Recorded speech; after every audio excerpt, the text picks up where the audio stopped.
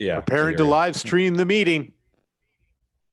I believe we're there. We are live on YouTube, Matt McCarthy. What a fucking concept. It's the best, right? Isn't this magical that you and I could just over text decide that we just want to go out and talk to the world for a little bit? And oh wait, I need to. Yes, hold on. I had to mute my own YouTube feed, which is like 30 seconds behind. So that was a little How bit about that? confusing for a second. No, Hey, I because don't know. all I've said, Marshall, is that I've missed. If there's one thing I've missed in the world, it's my just interactions with you. That's like Oh, right at the top of my list. I mean, who doesn't miss an interaction with me? I mean, Really, the honestly. highlight of my week every week. And now you're getting nighttime, midweek version of me who's drinking my milk out of my Bruins cup after having a Taco Tuesday night dinner. Good stuff. I don't know if you heard there was a trade in the NFL today. A little Yeah, how something about that? something. Something happened in the sports world. Uh, Get to sink your teeth into that. Oh, you know what? I was just looking forward to the notion, the idea of the draft coming up. Like this was going to be the thing that was exciting. And well, now we have this. Here's the thing. I'll say this before you and I rip Bill Belichick because that's what we want to do, and that's coming up. I will say this: there's nothing wrong with this trade because it wasn't like Rob Gronkowski was going to play for you. He wasn't. And even, by the way, even if he did, you don't want Rob Gronkowski anymore. You don't want a $9 million broken down tight end who just took a year off to smoke pot. Like that with your new quarterback, whoever he may be, that doesn't do anything for you. So this is found money or found draft pick, as it were, as far as I'm concerned. I know In a there's some people vacuum. who were down on the fourth round pick, but to me, you didn't have anything this morning, and now you have a fourth round pick. Marshall, in a vacuum, brilliant Bill Belichick trade, right? You might as well trade a guy who's definitely not going to play for you. There's no way on God's green earth that Rob Gronkowski was ever going to suit up for the New England Patriots ever again. And you turned a retired former NFL tight end turned WWE superstar into a fourth round pick. Bill Belichick is the first coach in the history of the NFL to turn a WWE champion into a fourth round pick. I'm pretty confident in saying that. In a vacuum, the trade's great. In a vacuum, the trade's awesome. Here's the problem. We're not living in a vacuum world. We're not living in that world. It all goes back to what's happened over the last 2 years. That's the story here. It's not Bill Belichick trading a retired guy for a fourth round pick and getting an asset that he had no business getting. Like he won that part, I guess, if you want to call it that. It's about everything else, Marshall, and this is where you and I agree.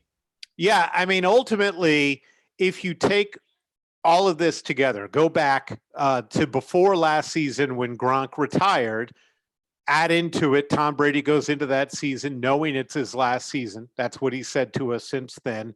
And now, fast forward to now, Tom Brady is gone, and Rob Gronkowski is gone again, in a way. He was already gone once, and now he's ready to come back to the NFL, but he's only ready to do it playing with Tom Brady in a different city. You add all that together, and I see this as Bill Belichick. It's an indictment on Bill Belichick. Like these guys don't want to play for him anymore. It worked for a while. It worked for a very long time. In fact, a while is really not fair to Bill Belichick. He managed to keep this together for a long time, and a lot of that credit, I think, goes in fact, to Tom Brady, because Tom Brady was the glue that held the thing together. As long as Tom Brady was willing to take less, as long as Tom Brady was willing to take the abuse, as long as Tom Brady was willing to, go along with the Patriot way, then the whole rest of it worked. But as soon as he was out, well, now he's out for good.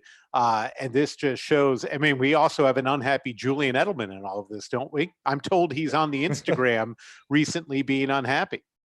Yes, because if there's one thing I absolutely love to do, Marshall, it's to determine who is following who on Instagram. It's my favorite part of my job in sports talk radio, to break down Instagram posts, to break down Twitter posts, to break down who follows who, to break down who sent the sausage emoji and the eggplant emoji to who. That is my favorite part of the job. So yes, that was just the icing on the cake today. Julian Edelman following, unfollowing, and then apparently following Tom Brady again. The whole point is, Marshall, is that this has become a circus. This has become a complete and total circus.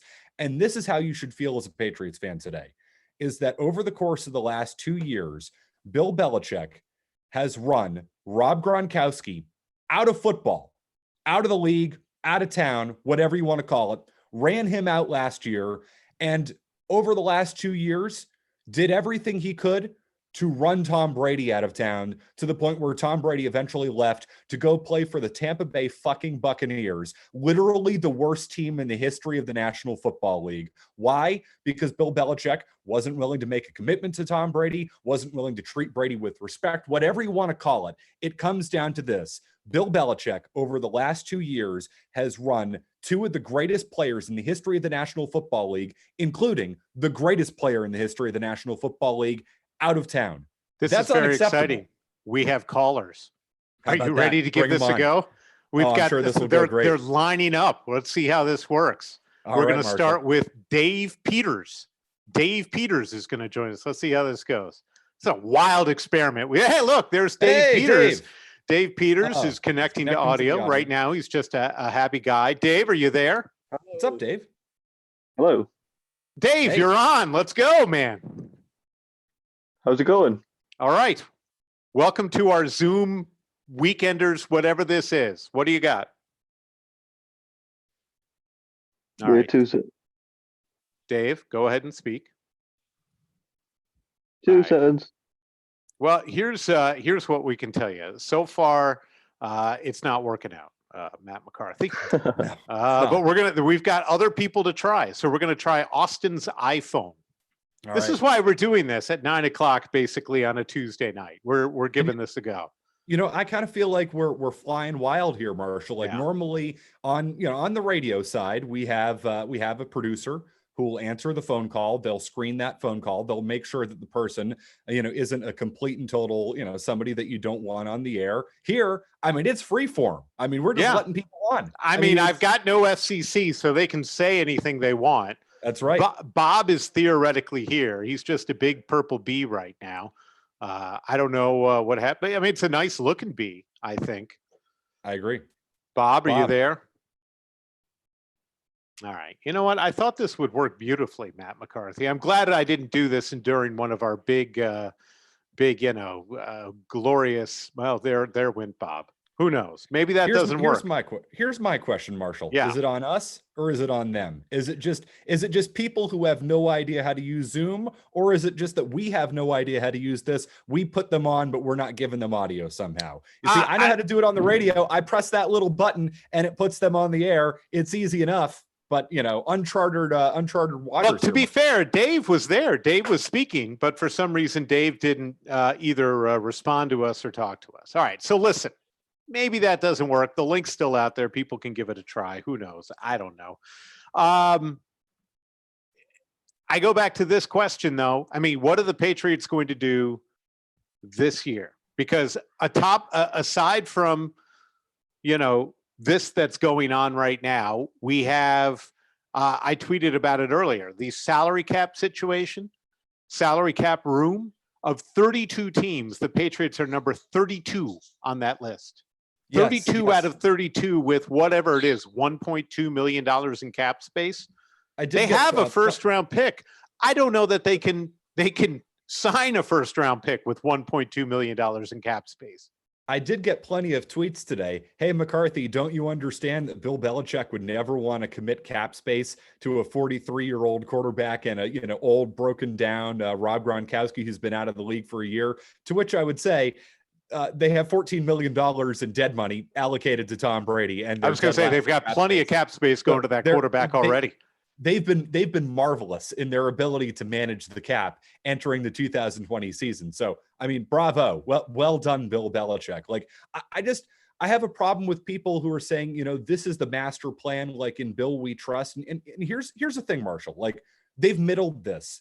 That's the problem. You could have moved on from Tom Brady 2 or 3 years ago when you had, I mean, say what you will about Jimmy Garoppolo. Like, I'm not the world's biggest Jimmy Garoppolo fan. I'm no Tony Maserati here, but he's a legitimate starting quarterback in the National Football League who went to the Super Bowl this year. Now, granted, if he hits a pass in the Super Bowl to Manny Sanders, they win it. Tom Brady hits that pass. Jimmy Garoppolo doesn't. Clearly, there's a difference there, but still, he's a legitimate starting quarterback in the National Football League for the next 5 to 10 years, however you want to slice it.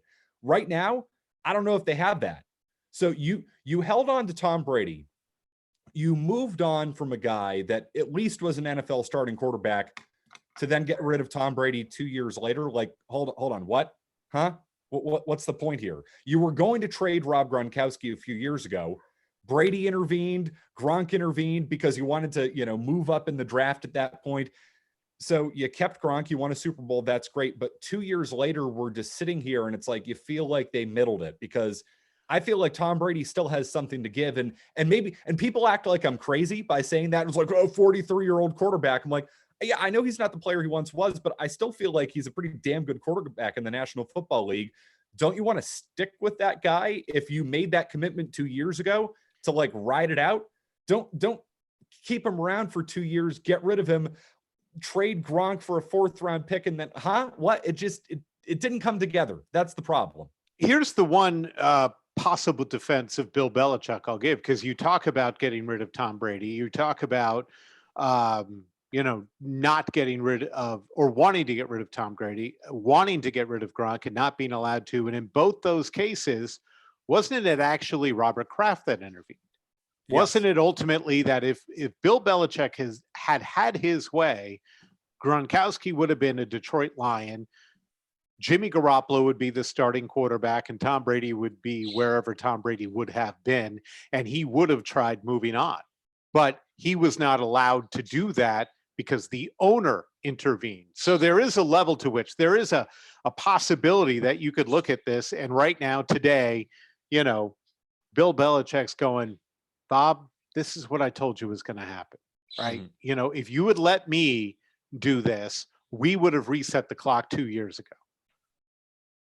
Maybe we don't win that Super Bowl that we won a season and a bit ago, but we would have moved on and we would have been set up for, theoretically, at least better set up than they are right now, for a second run, or at least a shot at a second run. Maybe this is Bob Kraft's fault. But then the flip side of me says, if he could just stop being such a tight ass just a little bit, he could have done that with Tom Brady. He could have done that with Rob Gronkowski. He could have allowed it a little bit. Every sport, every one of them has allowances. There's a sliding scale. The bigger superstar you are, the more you get away with. Bill Belichick has never signed on to that. And for a long, long time, it worked. And again, I give all the credit to that to some Bill Belichick, a lot of Tom Brady, because it took Tom Brady being on board to get everyone else on board. So I look at it and I say, there are people who are mad at Gronk. My nearly 16-year-old daughter is mad at Gronk. She's like, I thought he said he couldn't play anymore. And, to be fair, he did kind of say that. He did kind of say that. For all we know, maybe he can't play. But ultimately, the dude did what he did, and he's now going to have a much easier life, and he's going to keep playing with Tom Brady, and Tom Brady's going to have a much easier life down in Tampa Bay. And that's some combination of Bill Belichick and Bob Kraft's fault. See, I'll rip Rob Gronkowski for being disingenuous. And I think that's totally fair, but I'm never going to rip a player in any sport, but particularly the National Football League, where you literally put your body on the line week after week after week for looking out for numero uno. All right. I'm not going to fault Rob Gronkowski for looking out for himself. Sure. I wish he had basically just come out and said, you know what? I retired because I didn't want to play for Bill anymore, because that is abundantly clear right here. Do you think, Marshall Hook, would let's say Tom Brady re-signed with the Patriots in this fantasy world that I still want to live in, that Tom Brady is still the quarterback of the New England Patriots. You think Rob Gronkowski's announcing today that he's returning to the Patriots? Oh God, no. This is why where we started out with, it's found money. He was never playing for the Patriots. Right. No way. No way in hell. Whether Brady's here, doesn't matter. Why? He's not going to play for Bill anymore. That's what it all comes down to. Rob Gronkowski was done playing for Bill. Tom Brady was done playing for Bill. And eventually you have to say, is it Brady's fault? Is it Gronk's fault? Or is it Bill's fault? The coach to adapt. I mean, we all give Bill Belichick credit for being the most adaptable coach in the National Football League, right?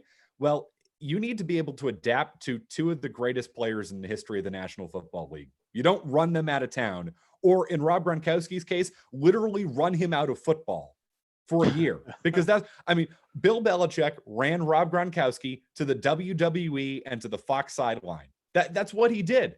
Gronk didn't want to play for him anymore. And if you want to, rip Gronk for saying that, he was tired of football, and sure, that's disingenuous, that's fine. He was just tired of Bill. His actions, though, now indicate that. He didn't say that with his words. His actions now indicate he was tired of Bill. And you know what? I say it's on the coach to adapt to that. I'm sorry. So what do we expect from Gronk? What do we expect from Tampa Bay next year? I see Gronk going one of two ways, and this is masterful fence riding. I'm going to admit it right from the get-go.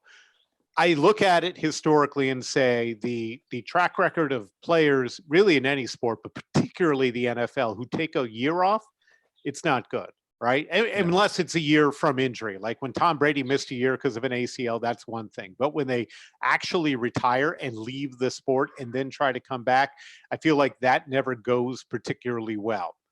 That said, and so ultimately I say it could not go well for Gronk, but I would hop off the fence in the direction of he's still only 30 years old.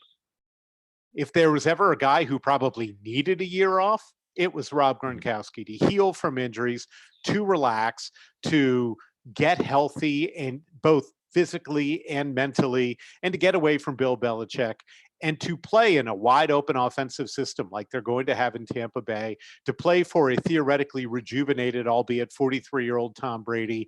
I think you are more likely to see the Randy Moss model of when Randy Moss washed up, didn't have anything left in the tank, came to the Patriots and had a record-setting year.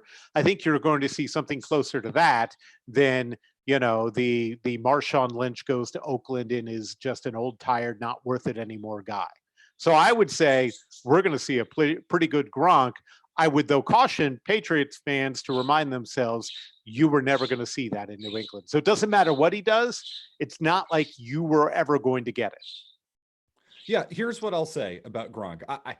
I can't imagine you get anything better than the 2018 version of Rob Gronkowski, which was such a drop off from what we had seen in years prior. I do think you're talking about a player who, listen, how many back surgeries has the guy had? He's had, a million different procedures there. That's obviously not good. He spent a year away from football. Like, sure, you could say that he maybe needed it because of all the injuries, but to your point, Marshall, guys who go away from football and come back, you generally don't see great results. I don't think you're going to see anything better than 2018. But here's the thing. I don't think you need much more than that. Like, let's not forget old, broken down, washed up Rob Gronkowski, which is what I've heard a lot from the Bill defenders today, that Gronk was old and broken down and washed up and wasn't the same player.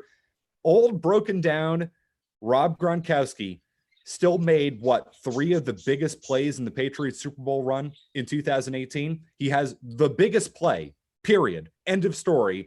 The catch that sets up the touchdown, the only touchdown in Super Bowl 53. Biggest play of the season, biggest play of the game-winning play. He makes it. And let's not forget, 3rd and 10, 3rd and 10, 3rd and 10 in Kansas City. He went to Gronk twice, didn't he, Brady? Yeah. It was Edelman once, Gronk twice. Like, when you needed him the most and when he was one-on-one, he would make a play in that moment. Tom Brady is not going to have to rely on Rob Gronk. He's got plenty of weapons in Tampa Bay, but I'll tell you what, one-on-one, game on the line, is Gronkowski still capable of making a play? The 2018 version of Gronkowski would tell you, yes, he is. I think that's what the Bucs get, and that's more than enough, right? They don't need 2012 Rob Gronkowski. Don't need it. I mean, it's true. If they, I mean, look at it purely from their point of view with the 4th-round pick. If you could have told them with that 4th-round pick, you're going to get a clearly NFL ready. I mean, let's pretend it's actually a draft, right? You're going to get a NFL ready brute force on the field who, even if he's not playing at the level of best tight end ever that he was for a good chunk of his career, he was still one of the birds get very angry sometimes when I'm doing Yes. he was still one of the better tight ends in the game. You couldn't really deny that. Both Tom Brady and Rob Gronkowski most suffer when you compare them to themselves, right? Sure. Gronk looked bad in comparison, or Rob Gronkowski looked bad in comparison to Gronk, right? Because in 2018, he was no longer what he once was. But if you compared him to, I don't know, anybody short of the tight end in Kansas City, he was looking pretty damn good for a good chunk of the season. And so if you tell the Tampa Bay Bucks that that's what they're going to get for a 4th-round pick, they're thrilled, particularly, by the way, when you add them to the offensive weapons they already have. They've made a dramatic upgrade, I believe, at quarterback. They've made a dramatic, well, not a dramatic upgrade, but an upgrade, or at least added to their arsenal at tight end, because they still have O.J. Howard there. Plus, they've got the wide receivers that they have. I think the Tampa Bay Bucks, talk all you want about their past record, they are a force to be reckoned with. And should we have an NFL season? Barring a drop off from Tom Brady, which I suppose you can't rule out because the guy's 43 years old. But again, I've been told I'm crazy today because I still think that Tom Brady has something left in the tank. Like, okay, he's not Tom Brady from 2 years ago. Who doesn't think he does? Do people really think he doesn't? Marshall, it's amazing how many people you hear from these, it's the "and Bill, you trust" people. Well, Bill got, Bill let Tom Brady walk, so Tom Brady must not have anything left in the tank, or he's 43 years old and he didn't look that good last year. Did you see who he was throwing to? Okay. Did you see who Tom Brady, Philip Dorsett, Jacoby Jag Myers, like all of a sudden, let's see how Tom Brady looks when he's throwing to actual weapons instead of the steaming pile of shit that Bill Belichick gave him to deal with last year. Because when you're talking about Philip Dorsett and Matt LaCosse and Jacoby Jag Myers, I consider that, Marshall, a steaming pile of shit. Oh, what about N'Keal Harry? N'Keal Harry, man, that guy was supposed to be a star, right? Oh yeah, that's great. Except he wasn't as good as DK Metcalf or basically any other rookie receiver who had an impact last year. Deebo Samuel. So yeah, listen. It comes down to Bill. This all comes back to Bill Belichick here, Marshall. And listen, like, he's the greatest coach in the history of the National Football League. He's won 6 titles. Should have won a 7th had he not benched his best cornerback in Super Bowl 52. Yeah. But and 8th, except for a catch on top of the helmet. Yeah, exactly. We can play that game. We can of course play that game, but yeah, no, a real nice run here from Bill. Really since Super Bowl 52. You bench Malcolm Butler, then you try and trade Rob Gronkowski that offseason. If not for Gronk, Brady, and Robert Kraft intervening, you don't have Rob Gronkowski, which means you don't win Super Bowl 53 because Rob Gronkowski, won you Super Bowl 53. So again, tried to trade Gronk before that, managed to spend 2 years pissing off Tom Brady to the point where Tom Brady decided to up and leave and go to literally the worst franchise in the history of the National Football League. So quite a 2-year run here from Bill. This has been solid. It's been good. In our last couple minutes here, I would like to ask you to compare this. You've now got the makings of a historically bad, or at least in terms of the players, Patriots offseason. Certainly not at all what the fans were looking for. Compare it to what was the Red Sox offseason. I mean, Boston was the town, right? We've been winning for 20 years, nothing but titles, all the big players coming here, all the big trades coming here. And you now have the two most valuable franchises in your NFL and your MLB teams having off seasons thus far where they just pushed everyone out the door. Like, everyone's gone. Which off season was worse? We still have a draft. Like, the NFL off season isn't over, but I don't know that there's anything that they're going to do on Thursday, or most certainly the days after, that's going to make up for what's happened so far. Who has had the worst off season for these two teams? Remarkably, Marshall, it's the New England Patriots. Given the way the Red Sox offseason started, massive cheating scandal. They fire their manager. They trade the face of the franchise for essentially nothing. In a weird way, if there's no MLB season, the Red Sox then win the Mookie Betts trade. So until there's an MLB season, the Red Sox might actually end up having a good offseason. This whole thing might get swept under the rug, the cheating scandal. You move on from the manager, whatever. Guy was a little arrogant, was a problem as to why they didn't bounce back in 2019. It's just a manager. The Red Sox replace managers once every 3 years anyway, so it doesn't really matter. I'm going to go with the Patriots. You let the greatest player in the history of the National Football League walk out the door because the head coach wasn't willing to treat him with a little bit more respect or give him a 2-year contract or anything like that. No, it's been the Patriots. It's been a worse offseason for the Patriots. Remarkably so, because asked me a month and a half ago, I would have said there's no way the Patriots offseason could be worse than the Red Sox. It's trending in that direction. Hell, the Red Sox might end up having a good offseason for all we know. The one thing I'll say is if let's take Tom Brady and Mookie Betts. Now, obviously, Mookie Betts is not the best player ever to play at his position or in the sport the way Tom Brady is. But Mookie Betts was still on the way up. Mookie Betts was still on the rise. Mookie Betts still theoretically, despite having one MVP, and in my opinion, two, because I really think he was the MVP the year that they gave it to last place player Mike Trout. He's on the rise. Like Tom Brady, you've squeezed that orange. You've gotten all the juice out of that thing. Maybe not all of the juice, but the vast majority of the juice you've gotten out of that guy. At least you rode that horse for a long time. And maybe he's got one more race in him. Maybe he doesn't. But you got everything out of him, maybe that he had to give. You can't come anywhere close to saying you did that for Mookie Betts. And in trading, at least Tom Brady, you left, you got nothing for him. Theoretically, you got something for Mookie Betts. I don't know. To your point, if they don't play a season, maybe you got everything for Mookie Betts. But they took so much less for him because they used him as a salary dump with David Price. So it was, in both cases, these teams dug themselves holes. And this is their punishment. This offseason is the bill coming due for the holes that they've dug. And that, in the Patriots case, includes the salary cap thing, which is just, they've been painting themselves into this corner forever. I don't know. I think what's interesting is in both cases, Bill Belichick will be able to coach any team in the AFC East to some handful of wins to be competitive in the division. But do we think he's going to be anything close to a championship contender? I say no. The Red Sox, obviously, who knows what season happens, but if we pretend for a moment that it was a normal year, they weren't a championship contender. Theoretically, both are in line for a 1-year reset, right? I think the Patriots are better positioned 1 year from now to truly reset than the Red Sox are. So in that way, I would say that the Patriots are still having the better offseason. Well, and put it this way, Marshall, many people have told me today that, after, of course, I mentioned that the Patriots were 32nd in cap space and they owe Tom Brady $14 million or $14 million in dead money, so they're not always geniuses with the way that they paying Tom Brady $14 million in cap space is what they're doing. Exactly.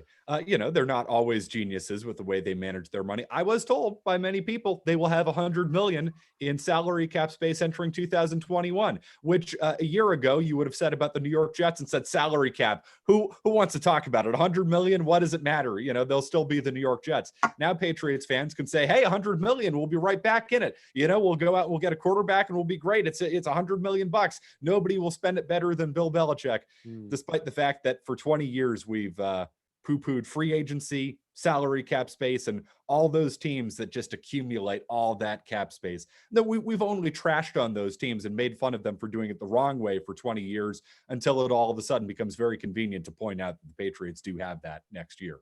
All right, Matt, you and I both wanted to crap on Bill Belichick, and we decided to do that for our friends here at the YouTube live world. So that concludes our half hour. The caller experiment did not go well. Go well. I'm not yet ready to take the responsibility for that. I'm more than happy to blame the callers at this point. I agree. We're going to have to test that again before this coming weekend. We've got a robust schedule coming up this weekend yet again. So watch out for the Twitter and that. And by the way, we have, 5 watchers right now. Nobody's watching this at this moment. But it exists on YouTube afterwards. So people can tune in tomorrow. They can tune in anytime they want. It will live on in history now, this very valuable half hour you and I just did. They'll be So talking about it for a long time, Marshall. I know they Yes. will be. This is going to be the stuff that that people remember. You and me talking about Gronk and crapping on Bill Belichick. Matt, I'll talk to you this weekend. All right, Marshall, stay safe, stay healthy, and same to everybody else out there. Enjoy your quarantine. No, we all are.